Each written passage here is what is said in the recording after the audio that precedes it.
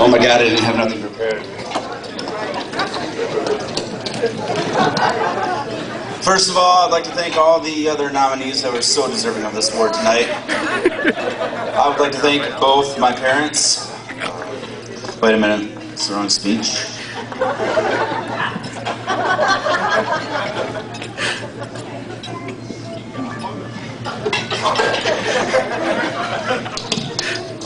I got one, don't worry.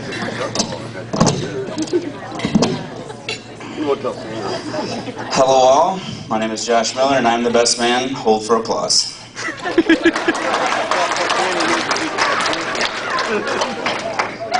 I believe no words could possibly describe how I feel about these two people. So instead, I'm going to perform an interpretive dance to showcase my feelings towards them.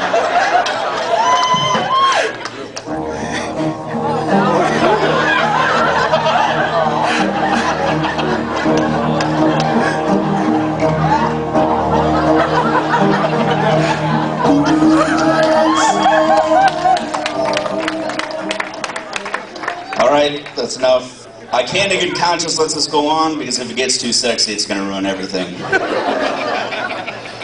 I do have a real speech prepared, so here we go.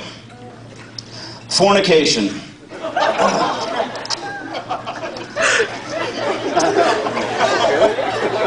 Fornication such as this. I would like to thank you all for coming to celebrate the wedding of Adam and Katie. I would like to thank both my parents for putting on a wonderful rehearsal dinner last night. It was amazing. Thank you. I would also like to thank Mr. and Mrs. Reese for putting on this wonderful wedding and reception tonight.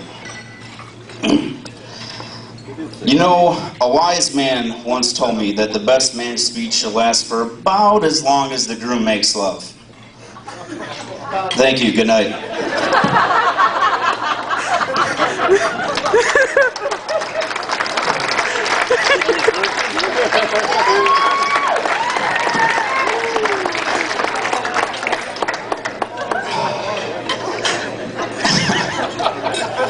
The title of Best Man has been unjustly appointed to me tonight because I'm truly not the best man here, but more like just a really good guy. The best man here tonight is, of course, my brother Adam. I told you nobody would believe it. I mean, did you see me? Did you see the dance?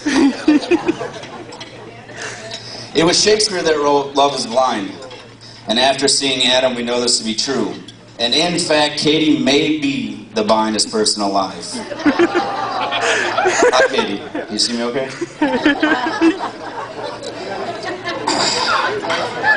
As I mentioned, it's a great honor to be the best man, and with that job comes the responsibility of writing the speech. And to be completely honest with you, to make the process a little bit easier, I decided to turn to the greatest repository of information the world has ever known, the internet. Yes, I said it, Al Gore's second greatest creation. So with a multitude of resources available at my fingertips, I began searching the web. After several grueling hours, I found some pretty good stuff. Some websites that could only be read in German. But then I remembered I was supposed to be looking for speech ideas. And I did eventually find some good speeches, but none of them happened to be about a couple named Adam and Katie that lived in Wisconsin. It is Katie, right? They say you're supposed to talk a bit about the groom's past. In his youth, Adam was a slow starter. In play school, Adam was different from all the other 5-year-olds. He was 11. In my research of best man traditions, I discovered that I'm supposed to sing the groom's praises and tell you about his many good points. Unfortunately, I'm not about to sing, and I don't lie. Honestly, there have been quite a few very fine stories about times that Adam and I have shared over the last 23 years. I've lived with him, argued with him, fought with him, bled with him, played with him, bathed with him, slept with him, laughed with him, and cried with him. But as I said, on all these embarrassing stories, there's usually an accomplice, myself, and I simply refuse to soil my good name. At this point, I would like to read a short poem I've composed for this wondrous occasion. For some of you with programs, this would have followed immediately after the somersaults and before the truffle shuffle portions of the interpretive dance. Katie, just follow the sound of my voice.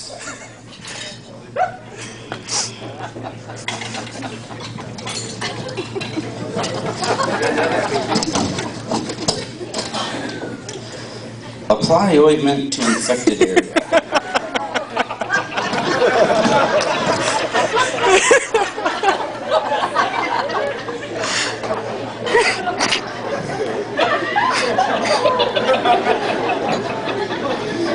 I must have left it in my other tux. Ladies and gentlemen, please bear with me as I wrap this up. To Katie, you look absolutely stunning tonight. Simply breathtaking. I can only hope that today has been as perfect for you as you've dreamt your entire life. I know I've given you some hard times, and I know at times we haven't always seen eye to eye, but I can honestly say that I'm proud to welcome you into our family. I can without a doubt say that I believe you and Adam truly are soulmates. I can tell by the look in his eyes tonight that you truly complete him and make him a better man. For that, I am forever grateful. In all honesty, Adam, I know that it hasn't been easy with me as your brother. I mean, look at me. Brother. I've thought long and hard about what I would say to you today. Long and hard, so here it is. I know I'm handsome, I know I'm charming, intelligent, and witty.